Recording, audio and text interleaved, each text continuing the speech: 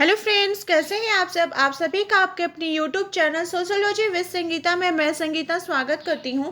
और इस चैनल के माध्यम से हम लोग सोशियोलॉजी के कम्पिटिटिव एग्जाम की प्रिपरेशन करते हैं, जिसके अंतर्गत आपको यूट्यूब पे डेली 3 क्लासेस मिलती है। क्लास की टाइमिंग मैं आप लोगों को एक बार बता दूं। मॉर्निंग के 8 बजे हम लोग कवर कर रहे हैं जेपीएससी जेट और यूजीसी नेट के सोशियोलॉजी के सिलेबस को, क्योंकि दोनों ही एग्ज़ाम का पैटर्न और सिलेबस सेम है। साथ ही साथ आप लोगों को पता ही होगा कि जेपीएससी का जो एग्ज़ाम का कैलेंडर है उसमें 29 मार्च रखा गया है जेपीएससी जेट का एग्ज़ाम का डेट। तो इसलिए अब आपके पास ज़्यादा समय नहीं है। आप पकड़ के रखिए कि 60 डेज़, बहुत ज़्यादा 60 डेज़ तो हो नहीं रहा है, लेकिन आप लोग अपनी तैयारी को बेहतर करिए। और आज से जो भी जेपीएससी जेट और यूजीसी नेट की तैयारी कर रहे हैं, जो भी स्टूडेंट मेरे साथ पेड ग्रुप में ज्वाइन हुए हैं, उन लोगों का आज से मैं रात के 9 बजे टेस्ट लेना स्टार्ट कर रही हूँ, जिसमें हम लोग प्रीवियस ईयर के क्वेश्चन बेस्ड और जितने भी इम्पॉर्टेंट टॉपिक होंगे जो कि जेपीएससी जेट सोशियोलॉजी के लिए इम्पॉर्टेंट होंगे, उन सभी का मैं आप लोगों का टेस्ट लेने वाली हूँ। और साथ ही साथ आपको तो मैं नोट्स प्रोवाइड कर ही रही हूँ, नोट्स प्रोवाइड आप लोगों को हुआ है और एक्स्ट्रा मटेरियल के साथ। इससे क्या होगा कि आप लोग थ्योरी भी पढ़िएगा और रात में जब टेस्ट लगाइएगा तो आपका क्वेश्चन का भी प्रैक्टिस हो जाएगा। पेड ग्रुप में ज्वाइन होने के लिए सिंपली आपको क्या करना होगा कि जो थंबनेल पे कांटेक्ट नंबर दिख रहा है, आप इस नंबर पे कॉल या व्हाट्सएप के माध्यम से जुड़ सकते हैं। मिनिमम फीस रखी गई है, जिसमें आपको सिलेबस के अकॉर्डिंग कंप्लीट 10 यूनिट का स्टडी मटेरियल प्रोवाइड किया जाएगा। साथ ही साथ एक्स्ट्रा मटेरियल दिए जाएंगे, प्लस टेलीग्राम का लिंक मैं आज जो पेड ग्रुप के स्टूडेंट हैं उनको शेयर कर दूंगी, जहां पे रात के 9 बजे डेली आप लोगों का टेस्ट होगा, जो कि बिल्कुल ही फ्री रहेगा। किसके लिए? तो जो ग्रुप में स्टूडेंट जुड़ेंगे उनके लिए। सेकंड क्लास होती है दोपहर के 12 बजे, जिसमें हम लोग एनसीईआरटी सीरीज़ को कर रहे हैं। एनसीईआरटी क्यों इम्पोर्टेंट हो जाता है हमारे लिए? क्योंकि अगर आप देखिएगा कि ये हमारा बेस है, क्योंकि एनसीईआरटी बोलिए क्लास 11 से ही स्टार्ट होता है। और एनसीईआरटी क्या है? हमारा पथ प्रदर्शक है, हमें रास्ता दिखाता है कि हमें किन किन टॉपिक को पढ़ना पड़ेगा। तो जैसे अगर बात की जाए बीपीएससी टीआरई 4.0 के और यूपी पीजीटी का, तो इसका जो एग्ज़ाम का पैटर्न है वो पूरी एनसीईआरटी बेस्ड रहता है। एनसीईआरटी आपको क्या दिखाता है? एक रास्ता दिखाता है कि इन इन टॉपिकों को आपको देखना होगा। तो उसका आपका एनसीईआरटी का chapter wise line by line मैं लाइव क्लास के माध्यम से क्लास लेती हूँ। और रात के 8 बजे हम लोग कवर कर रहे हैं बीपीएससी टीआरई 4.0 और यूपी पीजीटी के क्लास को, जिसका कि पेड ग्रुप के जो स्टूडेंट हैं उन लोगों का टेस्ट भी स्टार्ट हो चुका है टेलीग्राम पे। तो सिंपली आपको पेड ग्रुप में ज्वाइन होने के लिए जो कांटेक्ट नंबर है, आप इसमें कॉल करके या व्हाट्सएप के माध्यम से जुड़ सकते हैं। और देखिए, आज का जो क्लास है ये जेपीएससी जेट यूजीसी नेट के अंतर्गत यूनिट 1 में हमें जो थिंकर के संदर्भ में पढ़ने के लिए बोला गया है वो है इरविंग गॉफमैन। तो इरविंग गॉफमैन का नोट्स का मैं आप लोगों का डेमो क्लास लेकर आई हूँ। साथ ही साथ हम इन तीन थिंकर के संदर्भ में भी जानेंगे कि इनके इम्पोर्टेंट क्या क्या थ्योरी है, कौन सी पुस्तकों की इन्होंने रचना की थी। और आप लोगों, क्योंकि बहुत सारे स्टूडेंट का कमेंट था कि मैम नोट्स का एक बार डेमो क्लास ले लीजिए, तो कल मैंने बीपीएससी टीआरई 4 यूपी पीजीटी का सोशियोलॉजी का नोट्स का डेमो क्लास लिया था रात के 8 बजे। आप लोग उस क्लास को भी जाकर देख सकते हैं। और आज के क्लास में हम लोग जेपीएससी जेट और यूजीसी नेट के इरविंग गॉफमैन का जो थ्योरी है उसका डेमो क्लास को देखेंगे। तो चलिए क्लास की तरफ हम लोग बढ़ते हैं। हम लोग बात कर रहे हैं इरविंग गॉफमैन की। इरविंग गॉफमैन, ये नाम जैसे ही आता है तो क्या थिंकर, कौन से थिंकर, मतलब उनका जो सिद्धांत है हमारे दिमाग में आता है वो है ड्रामाटोलॉजी, यानी नाट्य शास्त्र। तो ये तो इनका कीवर्ड हो गया। बात की जाए इरविंग गॉफमैन की, तो इनके जो गुरु थे वो थे हर्बर्ट ब्लूमर। तो हर्बर्ट ब्लूमर का जो सिद्धांत था उनसे ये बहुत ज़्यादा प्रभावित थे और प्रभावित होकर उनके सिद्धांत को उन्होंने अपने थ्योरी में भी यूज़ किया था। इनके सिद्धांतों को जानने से पहले हम लोग इनकी थोड़े बायोग्राफी को देखते हैं। इनका जन्म अमेरिका में हुआ था। ये अमेरिकी समाजशास्त्री थे। इनका जन्म 11 जून 1922 को और इनकी मृत्यु 19 नवंबर 1982 को कनाडा में हुई थी। लेकिन ये मूलतः कहाँ के निवासी थे? तो अमेरिका के। ये अमेरिकी समाजशास्त्री माने जाते हैं। ठीक है। इनका जो सिद्धांत था वो कैसा सिद्धांत था, तो सूक्ष्म स्तरीय परंपरा का सिद्धांत था। सूक्ष्म स्तरीय परंपरा के सिद्धांत को उन्होंने अपने थ्योरी में यूज किया था। सूक्ष्म स्तरीय का मतलब हुआ कि इनके जो सिद्धांत थे वो उतने बड़े व्यापक नहीं थे, लेकिन हाँ समाज में इनका सिद्धांत को वो अपने प्रतिस्थापन करने के लिए, इसको बताने के लिए वो देखे कि समाज के अंतर्गत क्या चल रहा है, क्या है, तो उन्हीं की थ्योरी को हम लोगों इस सिद्धांत के माध्यम से देखेंगे। तो इनका जो सिद्धांत है वो कौन सा है, ड्रामाटोलॉजी अप्रोच, यानी कि अभिनय शास्त्रीय उपागम। अभिनय का अध्ययन करते हैं, किस आधार पर करते हैं, तो व्यक्ति के रोजमर्रा के जीवन में जो किया जाने वाला कार्य होता है उसके आधार पर वे अपने अभिनय का अध्ययन करते हैं। आप बोलिए कि मैम यहाँ पे ड्रामा का क्या बात हो रहा है, तो नहीं, ड्रामा का बात नहीं हो रहा है। मेनली यहाँ पे क्या बात किया जा रहा है, इनका जो सिद्धांत था ड्रामाटोलॉजी, वो मेनली क्या बोलते हैं कि गवर्नमेंट इसमें बताते हैं कि ड्रामा क्या है, व्यक्ति का व्यवहार है। हम जिस प्रकार से रंगमंच में कोई नाटक होता है तो उसमें हम लोग नाटक करते हैं ना, जैसे अगर आप रामायण देखने जाते हैं, रामायण का जब नाटक होता है तो मंच के सामने कोई किरदार है जो कि राम का भूमिका निभाते हैं, लक्ष्मण की भूमिका निभाते हैं, हनुमान जी की भूमिका निभाते हैं, माता सीता की भूमिका निभाते हैं। तो वो जो व्यक्ति उस भूमिका को निभा रहा होता है, पर्दे के पीछे उसका लेकिन व्यक्तित्व अलग होता है। उसी प्रकार से बोला जा रहा है कि हम जो व्यक्ति हैं, हम जो समाज के अंतर्गत रोल अदा करते हैं वो पर्दे के पीछे, लेकिन हमारा जो रोल है वो अलग होता है।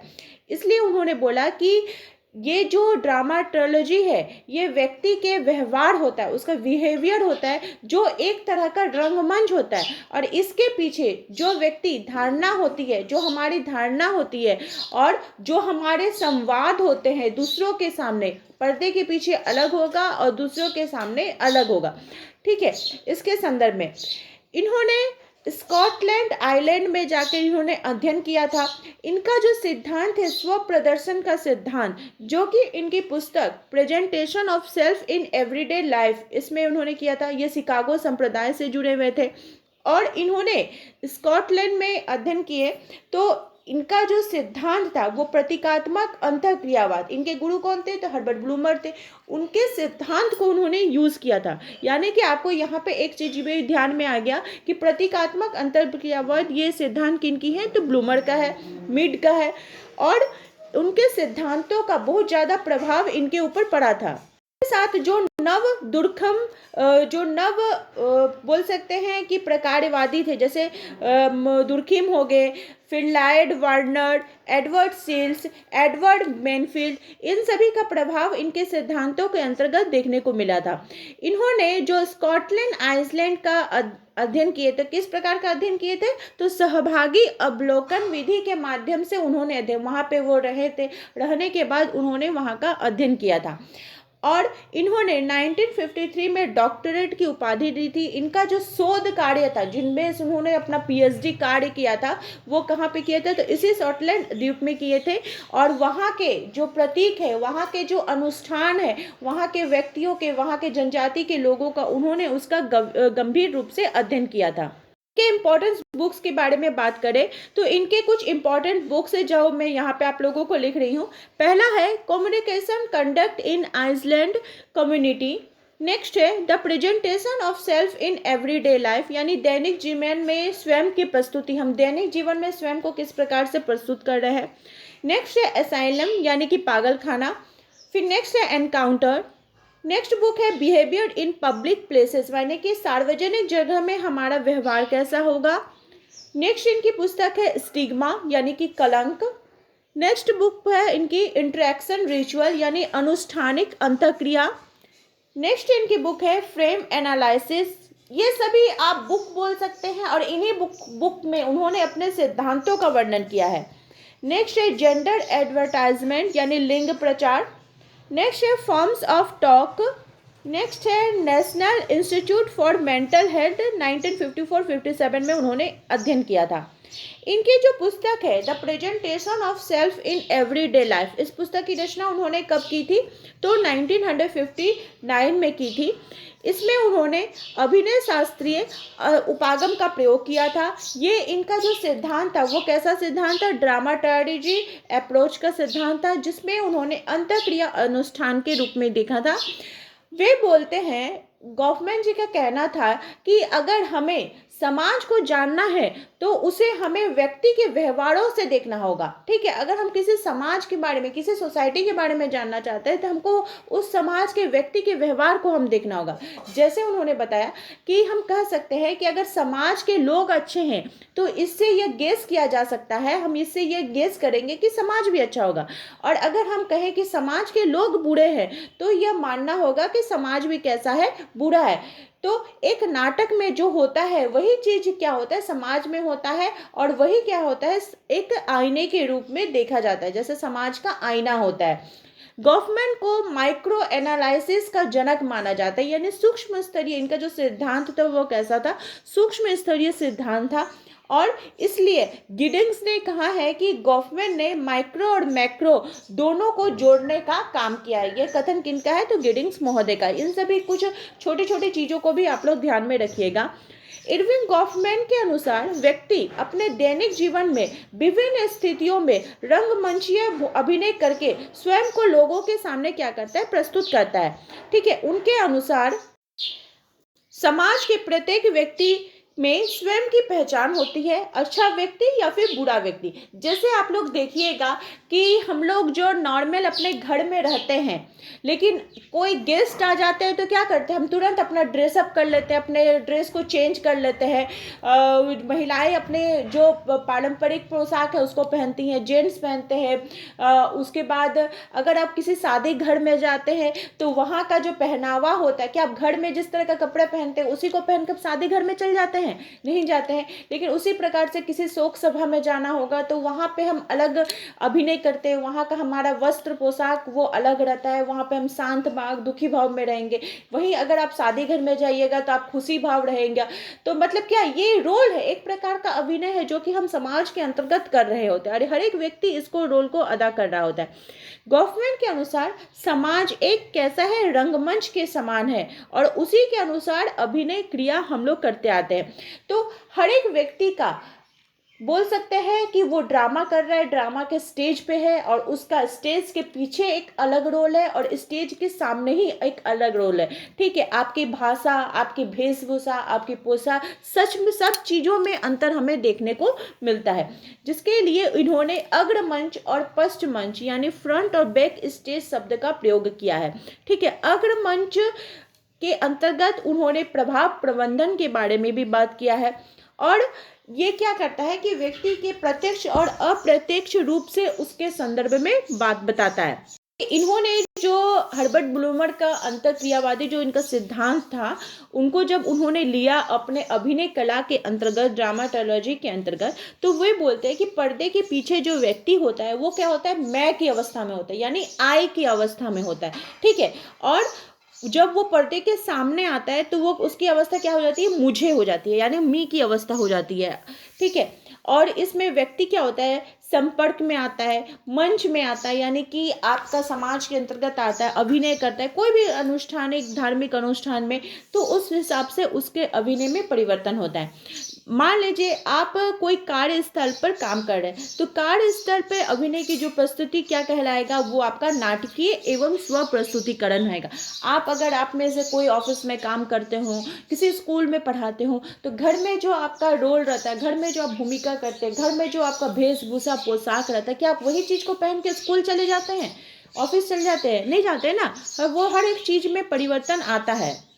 इरविंग गॉफमैन बोलते हैं कि जब स्व यानी कि आई बाहरी दुनिया में आता है तो बाहरी दुनिया उसके लिए क्या हो जाता है कि विशाल रंगमंच होता है, और स्व को यानी कि आई को यानी कि मुझे अनगिनत अभिनय करना पड़ता है। आप हर एक कोई भी व्यक्ति को आप उठा लीजिए कि कोई भी व्यक्ति क्या होता है कि उसको अलग अलग रोल अदा करना पड़ता है। कभी वो पिता की भूमिका में रहता है, कभी पुत्र, कभी पति, कभी अगर वो टीचर है स्कूल का तो टीचर की भूमिका। तो इस प्रकार से हर एक क्षेत्र में, हर एक रिलेशन के साथ उसका संबंध अलग होता है। महिलाओं के साथ भी यही सभी चीज़ें हमें देखने को मिलती हैं। स्वयं को समाज के सामने प्रस्तुत करने के लिए जो 3 चीज़ें उपयोग की जाती है, वे 3 चीज़ कौन कौन सी है? व्यवस्था, प्रस्तुति और व्यवहार। व्यवस्था मतलब मंच और पृष्ठभूमि। हर एक क्षेत्र का, हर एक का क्या होता है, मंच होता है। जैसे आप यहाँ पे ही आए हैं, आप समझिए कि यूट्यूब पे आप क्लास करने के लिए आए हैं, लाइव क्लास होगा, अगर फेस टू फेस होगा, या फिर आप मुझे ही लेकर देख लीजिए। मैं घर में अपने जिस तरह से रहती हूँ, जब आप लोगों के पास लाइव क्लास आती हूँ तो मेरा ड्रेसअप चेंज रहता है, मेरी पोशाक चेंज रहती है, मेरे हाव भाव चेंज रहेंगे। लेकिन वही है, फिर जब मैं कैमरा के पीछे आ जाऊँगी तो मेरा जो अपना ओरिजिनल है, यानी कि मैं जो स्व है वो हो जाऊँगी। हर एक क्षेत्र में आपके साथ भी वो होता होगा। अगर आप सिंपली मार्केट भी जाते होंगे तो आपका ड्रेस चेंज हो जाता है। घर में ही आप देखते होंगे कि अगर आपके घर में दो बच्चे आपस में लड़ रहे हैं, पूरा झगड़ा कर रहे हैं, लेकिन जैसे ही कोई गेस्ट आ जाता है तो आप बोलते हैं कि गेस्ट के सामने अच्छा से रहो, भद्र होके रहो, ठीक है, अच्छा व्यवहार करो। तो या फिर आपके बच्चे भी क्या करते हैं, तुरंत जैसे ही किसी गेस्ट को देखते हैं तो फिर वो अपना रोल, मतलब दूसरे रोल में आ जाते हैं, वो अच्छे बच्चे बन जाते हैं। तो ये सभी चीज़ें क्या होती है, एक रंगमंच का ही हिस्सा, एक नाटक का ही हिस्सा है, ठीक है। अब प्रस्तुति करने के लिए हम जब रंगमंच कर रहे हैं, नाटक कर रहे हैं, तो किन किन चीज़ों को हमें आवश्यकता होगी। हमें वस्त्र की आवश्यकता होगी, हमें पुस्तकें, माध्यम, इस टाइप की जितनी भी चीज़ें हैं उन सभी चीज़ों का हम लोग यूज़ करते हैं। व्यवहार, हमारे तौर तरीके, हमारे व्यवहार में परिवर्तन आ जाएगा, हमारे व्यवहार बोलचाल की भाषा में परिवर्तन आ जाएगा। आप सिंपली किसी भी दोस्त से अगर आप फ़ोन पे भी बात करते हैं तो आपका जो व्यवहार रहता है वो चेंज रहता है। घर के सदस्य के साथ आप अपनी भाषा में, अगर आपका कोई क्षेत्रीय भाषा है तो आप उसमें बात करते हैं, लेकिन बाहर के सदस्य के साथ शुद्ध हिंदी का प्रयोग करेंगे।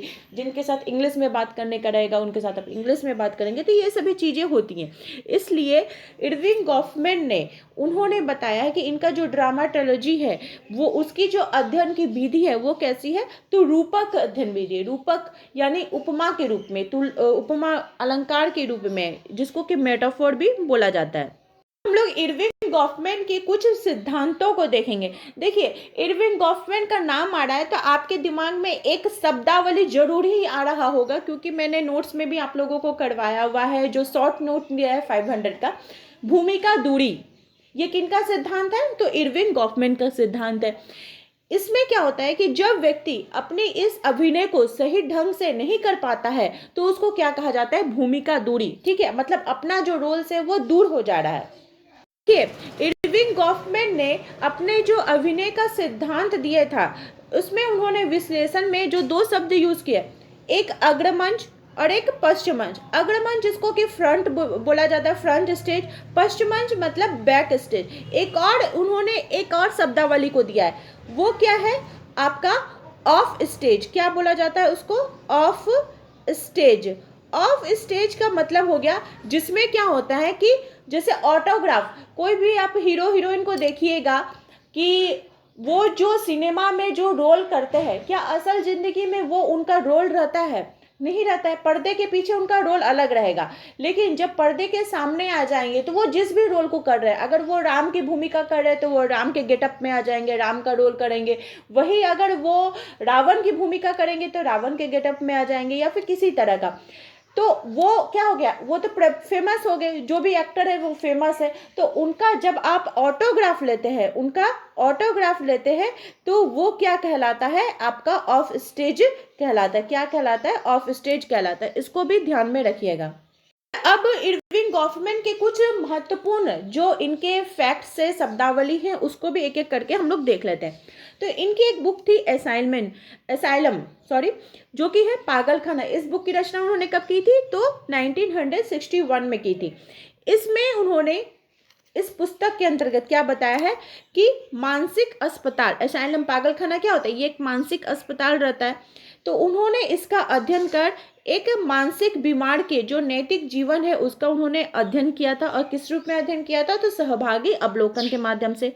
नेक्स्ट है एक संपूर्ण संस्था यानी टोटल इंस्टीट्यूशन।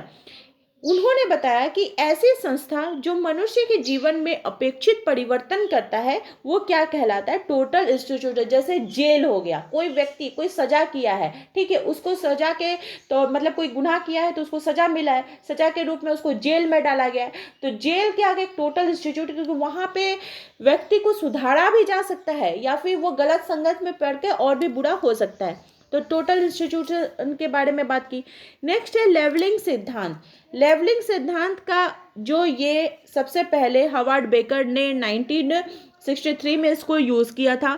और लेवलिंग सिद्धांत को प्राथमिक विचलन नाम किसने दिया है, तो लेमर्ट ने दिया था। और इसमें उन्होंने अपराध का वर्णन किया था। होता है ना कि कोई किसी को लेबल लगा देना, ठप्पा लगा देना कि अरे ये तो इस समाज का है, अरे ये इस परिवार का है, तो इसका बच्चा भी, उसका अगर पिता कोई अगर बुरा काम किया होगा तो बच्चे को भी बोला जाता है कि ये भी बुरा काम ही किया करेगा। ठीक है, ये भी उसका, क्योंकि उसका परिवार, उसका सामाजिकरण, उसका आस पड़ोस वैसा होगा। नेक्स्ट, उन्होंने जब अपना पागल खाने का अध्ययन किया तो विशेष रूप से उन्होंने संस्थानीकरण यानी इंस्टीट्यूलाइजेशन के विचार पर खंडन किया।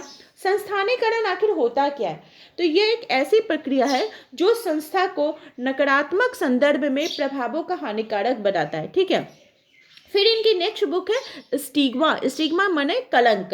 1964 में उन्होंने इस पुस्तक की रचना की थी।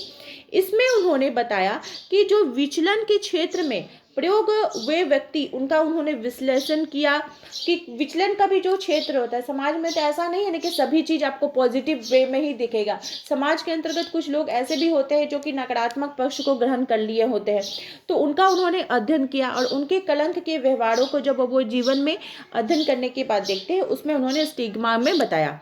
नेक्स्ट है encountered behaviour in public place relation in public place में, इसमें उन्हें अभिनय शास्त्रीय उपागम का प्रयोग किया था। रोजमर्रा के जीवन में क्रिया प्रतिक्रिया का उन्होंने सूक्ष्म अध्ययन किया था, इसलिए उनको लघु अवधारणा भी कहा जाता है, लघु अवधारणा का जनक भी कहा जाता है। फिर उन्होंने आपका इंटरेक्शन रिचुअल्स के संदर्भ में इनकी जो पुस्तक थी ऐसे on face to face behaviour, इसका अध्ययन किया। नेक्स्ट इनकी जो थ्योरी है वो है अनुष्ठानिक अंतःक्रिया का अध्ययन। अनुष्ठानिक अंतःक्रिया क्या है, तो कोई भी व्यक्ति का जो फेस टू फेस दूसरे व्यक्ति से मिलने से जो पहचान का निर्माण होता है, इसके संदर्भ में उन्होंने एक निबंध संग्रह किया। क्या 6 निबंधों का एक संग्रह किया और बताया कि जब लोग दूसरे व्यक्ति से सामने में आते हैं, उनका जो व्यवहार रहता है, उनकी जो प्रतिक्रिया रहती है, उसके संदर्भ में संपूर्ण उन्होंने लिखा। नेक्स्ट इनका कॉन्सेप्ट है वो है कॉन्सेप्ट ऑफ फेस। इसके अनुसार एक नकारात्मक छवि है जिसे एक व्यक्ति दूसरे से अंतःक्रिया के दौरान निर्मित करता है। कोई होता है ना कि हम लोग पहले से उसके बारे में अरे वो तो ऐसा होगा, अरे वो तो वैसा, मतलब नेगेटिव थॉट हम पहले से ही बना लेते हैं, नहीं जानते लेकिन फिर भी कहीं सुनाई बातों में विश्वास करके। नेक्स्ट है फ्रेम एनालिसिस यानी ढांचा विश्लेषण। इरविंग गॉफमैन के अनुसार जिस प्रकार एक पिक्चर को संरचनावाद करने के लिए उसकी फ्रेमिंग की जाती है, उसी प्रकार मानव जीवन को दिशा निर्देश तथा संगठित करने के लिए फ्रेम का निर्माण किया जाता है। इसके लिए उन्होंने 2 प्रकार के फ्रेमों के संदर्भ में बात की है। वे 2 प्रकार के फ्रेम कौन कौन से हैं, प्राकृतिक फ्रेम और सामाजिक फ्रेम। प्राकृतिक फ्रेम जिसको कि नेचुरल फ्रेम बोला जाता है, इसमें व्यक्ति के स्वयं के अनुभवों को अनुभव से निर्माण किया जाता है कि वो स्वयं क्या समाज के संदर्भ में अध्ययन कर रहा है, स्वयं क्या वो विश्लेषण कर रहा है। और दूसरा है कि सामाजिक फ्रेम यानी सोशल फ्रेम, मैंने व्यक्ति को समाज से जुड़ने के बाद समाज उसके संदर्भ में क्या अध्ययन कर रहा है, क्या विचारधारा रख रहा है, इसके संदर्भ में बात की गई है। तो इस प्रकार से हम लोगों का आज का जो क्लास है इरविंग गॉफमैन का, इनकी थ्योरी, इनके इम्पॉर्टेंट कॉन्सेप्ट, इनके बुक, सभी को हम लोगों ने क्लियर किया। आई होप आप लोगों को आज की क्लास हेल्पफुल लगी होगी। इसी प्रकार से आप लोग चैनल के साथ जुड़े रहिए। आप सभी का मेरे चैनल में बने रहने के लिए बहुत बहुत धन्यवाद।